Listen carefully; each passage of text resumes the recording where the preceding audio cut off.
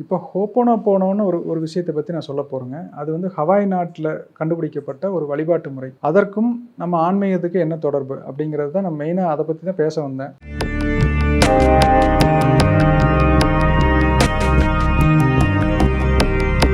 அனைவருக்கும் வணக்கம். என்னுடைய பெயர் கவின்குமார்.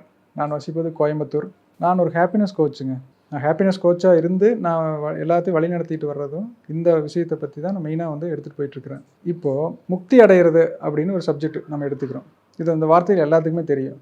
முக்தி அடைதல், மரணமில்லா பெருவாழ்வு, சொர்க்கத்துக்கு போகிறது அப்படிங்கிற விஷயங்கள் எல்லாமே வார்த்தை அளவில் நம்ம கேள்விப்பட்டிருக்கிறோம். சரி, ஒரு கேள்வி உங்களையே நான் கேட்குறேன் ஆடியன்ஸாக. உங்களால் முக்தி அடைய முடியுமா இந்த பிறவியில்? ஏன்னா அரிது அரிது அவை பாட்டி சொல்கிறாங்க, அரிது அரிது மானிடராய் பிறத்தல் அரிதுங்கிறாங்க. அரிதான ஒரு மானிட பிறவி எடுத்துட்டோம். புல்லாகி பூடாகி புழுவாகி மரமாகி இப்படி எல்லா பிறப்பும் பிறந்திழைத்தேன் எம்பெருமான் மெய்யே உன் பொன் அடிகள் கண்டு வீடுற்றேன்னு சொல்லி மாணிக்கவாசகபுரான் பாடுறாங்க. அப்போது இதெல்லாம் சொல்லியாச்சு, நம்ம கேள்விப்பட்டாச்சு. இந்த அரிதான மானிட பிறவி எடுத்ததுக்கப்புறம் இந்த பிறவியில் நீங்கள் முக்தி அடைவீங்களா அப்படின்னு ஒரு கேள்வி கேட்டால் முயற்சி பண்ணணுங்க. இந்த பிறவியே அரிதான பிறவி ஆயிடுச்சு, இன்னொரு பிறவி இருக்குமாங்கிறது தெரியல. அப்போ இந்த பிறவியில் ஏன் நம்ம முக்தி அடைய முடியாதுங்கிற எண்ணம் நமக்கு வரல, அது எது தடுக்குது அப்படிங்கிறதுக்கு வந்து ஹோப்போனோபோனோவில் ஒரு விடை கிடைக்குதுங்க.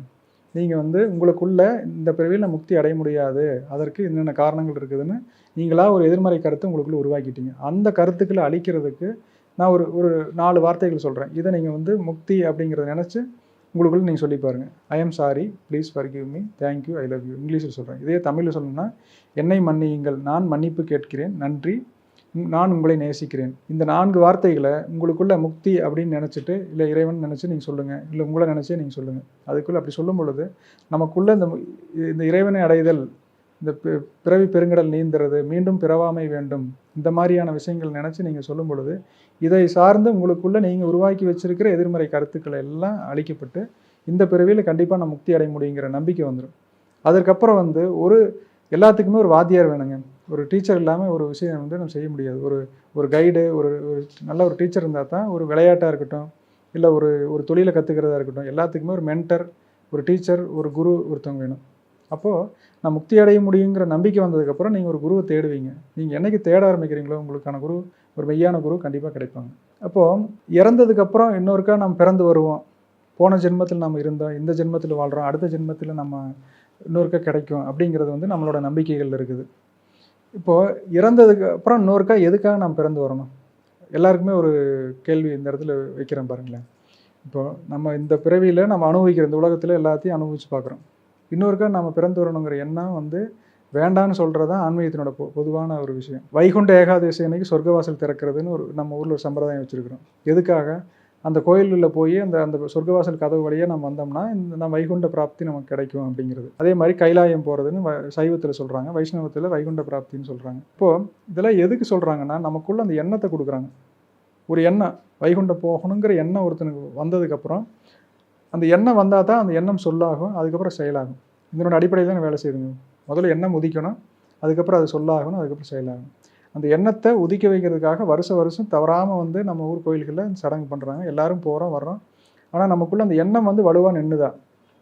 இந்த பிறவியில் நான் முக்தி அடைஞ்சிருவேன், வைகுண்டம் போயிடுவேன் அப்படிங்கிற எண்ணம் நமக்குள்ளே நிற்காமல் போகிறதுக்கு காரணம், நமக்கு இந்த குடும்ப சூழ்நிலைகள் இருக்குது, பண பிரச்சனை இருக்குது, கடன் கட்டணும், குழந்தைகள் படிக்க வைக்கணும், இந்த மாதிரி இந்த இகத்தில் இருக்கிற இந்த உலகத்தில் இருக்கிற காரியங்கள் செய்கிறதுக்கே நமக்கு நேரம் பத்தாமல் போயிடுறதுனால நம்ம பரத்திற்கான யோசனைகள் நமக்கு வர்றதில்லை. பரலோகம் போகிறதா இருக்கட்டும், கிறிஸ்டியானிட்டியில் சொல்லணும்னா பரலோகம்னு சொல்கிறாங்க, இஸ்லாமில் சொல்லணும்னா மெகராஜ்னு சொல்கிறாங்க. இப்படி வந்து எல்லா மதங்களும் சொல்ல வரக்கூடிய விஷயங்கள் ஒன்று தான். மதங்களுக்குள்ளே ஏற்றத்தாழ்வோ வேற்றுமையோ கிடையாதுங்கிறத நம்ம அடிப்படையே புரிஞ்சுட்டு எல்லா மத நூல்களையும் படித்து பார்த்தோம்னா எல்லாத்துலேயும் சொல்கிறது வந்து அந்த இறைவனுடைய பொற்பாதத்தில் போய் நம்ம சரணடையணும், அங்கே சேரணுங்கிறது தான் குறிக்கோளாக இருக்குது. அப்போ முக்தி அடைஞ்சிட்டேன் அப்படிங்கிறது வந்து அந்த இறைவன் தன்மையாகவே நான் மாறிட்டேன். நான் மனிதனாக வந்தேன், கடைசியில் வந்து சவம் ஆயிட்டேன் அப்படிங்கிறது ஒரு நிலை. அப்படி இல்லாமல் சிவம் ஆயிட்டேன். அப்போ அந்த இறைவன் தன்மையாகவே நான் மாறிட்டேன் அப்படின்னா, என்ன நினைக்கிறாயோ நீ அதுவாகவே ஆகிறாய். பகவத்கீதையில் வரக்கூடிய அந்த வாசகம் பார்த்திங்கன்னா, என்ன நினைக்கணும்னு தெரியல நமக்கு. எதையோ நினச்சோம், பணத்தை நினச்சோம், பணம் கிடச்சிது, கார் நினச்சோம், கார் கிடச்சிது, இல்லை வந்து நல்ல ஒரு அழகான பெண் மனைவியாக வரும்னு நினச்சா அது கிடச்சிது. இப்படி எல்லாம் நினச்சதெல்லாம் கிடச்சிது. அந்த இறைவன் சொல்கிறாங்க அர்ஜுனர்கிட்ட ஒரு இடத்துல சொல்லும் பொழுது அர்ஜுனர் தான் சொல்கிறாரு, பார்த்தா நான் உன்னையே நினச்சி நான் உன்னையாவே நான் மாறணும்னு ஆசைப்பட்றேன், நீ தான் எனக்கு வேணும்னு சொல்லி கேட்குற ஒரு ஒரு கட்டத்தை நம்ம பார்த்துருக்குறோம். அப்போது நம்ம கேட்க வேண்டியது வந்து இறைவன் படைத்த சிருஷ்டி பொருள்களா இல்லை அந்த சிருஷ்டி கர்த்தாவே வேணுமா நமக்கு அப்படிங்கிறத நமக்கு இருக்கிற கேள்வி. அப்போது நான் வந்து உங்களை நினச்சி நான் உங்களை நீங்களாகவே மாறணும் அப்படிங்கிறத நம்ம வைக்கிற வேண்டுதல். அப்போ நான் சாதாரணமாக அந்த உலகத்தில் இருக்கிற இந்த மண்ணு மேலேயும் பொண்ணு மேலேயும் ஆசைப்பட்டு நான் என்னோடய வாழ்நாளை வீண் பண்ணிக்க வேண்டாம். நான் வந்து இறைவனுடைய குற்பாதத்தில் சேர்ந்து இறைவன் தன்மையாகவே நான் மாறணும். இந்த பேரின்ப உலகத்துக்கு பேரின்ப அனுபவிக்கிறதுக்காக நான் போகணும். நித்தியமாக ஒரு நிரந்தரமான ஒரு உலகத்துக்கு நான் போகணுங்கிறது தான் நான் வந்து அல்டிமேட்டாக ஒவ்வொரு மனிதர்களுக்கு தேவையான ஒரு விஷயமா இருக்குது.